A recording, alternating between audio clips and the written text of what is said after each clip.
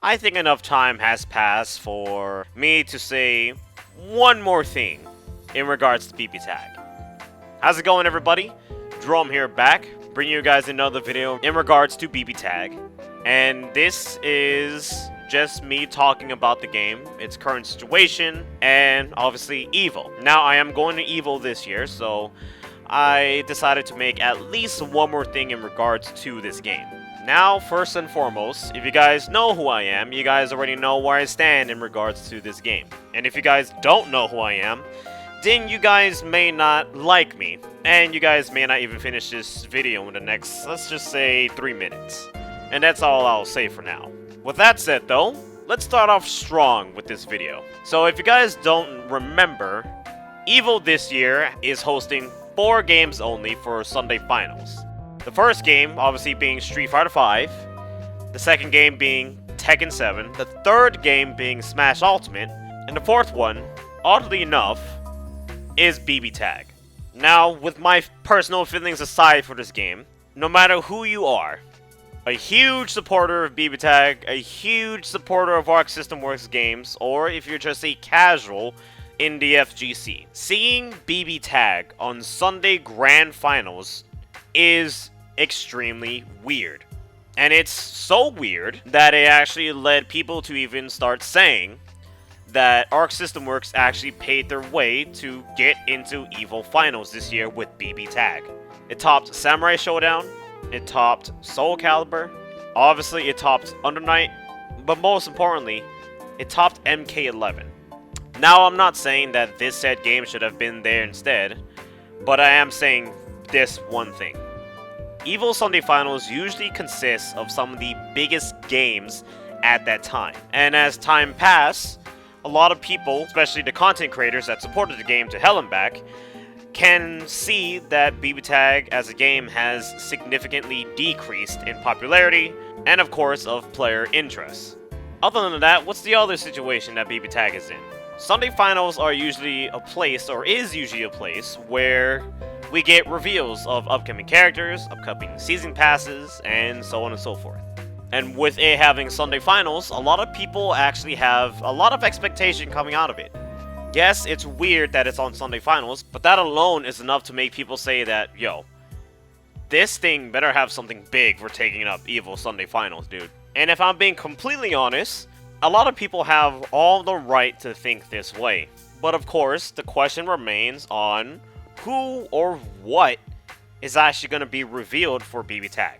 So following that recent comment, the reveal regarding the game, it has to be something that's going to grasp a lot of players, whether it's going to be new or returning players. It has to be something that it's going to get a lot of people's attention. Now, they could do something crazy and actually go full on Mugen, even though it already is, and say, you know what, all those characters that were in that, obviously in the game's data, why not just bring them all in? We don't care about our character sprites, even though that has already shown with Team Ruby, Heart, the freaking downscaling of the Under Night characters. They already proven that it's already full-on Mugen with all its weird sprites. So, it's not completely out of the picture, but of course, it is highly unlikely that they're ever going to do that. But if you guys want my personal take in regards to this situation, I personally feel, even though all these characters appeared within that leaked list, I'm going to go with the theory that the characters that definitely have a chance to make it through BB Tag are the games that Arc System Works published. Now, let me just explain where I'm coming from. Arc System Works, yes, they made BB Tag, they made, obviously, Guilty Gear, they made Persona 4 Arena, but guess what? They published Arcane Heart. And what was the first fate that made it into the game? Arcane Heart. As weird as it seems. So I'm going on the theory of publishing. The next fate, in my opinion, might be a game that they have published in the past. One of the games that stand out significantly for me personally is Chaos Code. Color scheme aside, yes, Chaos Code is blue. I personally do think that it does have a solid chance of making it through the game.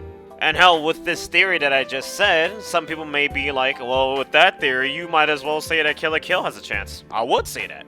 But I do have to say one thing that I've been saying forever now.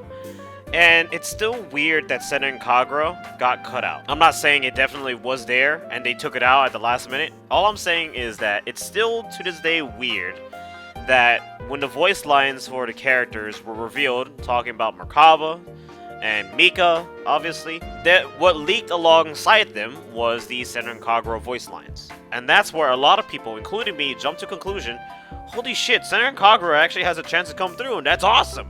I would totally love that. But when that happened, some dude at Arc System Works, and I kid you not, like basically gave off his or her distaste about the leaks or something of that nature. Basically, this one individual didn't like that the Senna voice lines were out there, but didn't say anything in regards to the other ones, obviously with Maker and Merkaba and so on and so forth, Mitsuru and yada yada yada. That person was disappointed.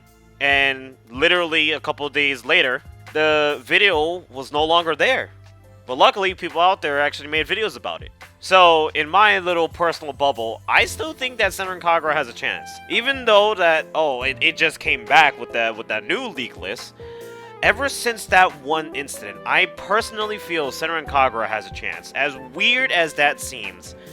With all that said and done though, I do have to say this to kind of end off the video. BB Tag, like any other fighting game, will have a very strong community behind it. But I believe that this reveal is kind of like the make it or break it point for the game in terms of its casual base. It's one of the more simple reasons, and I know a lot of people will probably go off and say like, that's just stupid, they just need to move on. Well, I'm sorry, but that's not really the case, and that's not how a lot of people are really doing. And that's really RWBY. There are some people out there that just want more characters for the game. And they just want to continue playing the game. That's totally fine. But then there is that majority of the people that definitely wants to play the game because they want to play as more RWBY characters. They don't want to play the games that were made by Rooster Teeth. They want to play the RWBY characters that are made in BB Tag, dude. They want to play the RWBY characters that were made in BB Tag because they could do so much stuff, and what they can do is really cool looking and stuff like that. And the fact that there hasn't been any update regarding it, the fact that it feels that RWBY overall has been pushed aside for just the upcoming fates at the end of the day, it really makes a lot of people mad.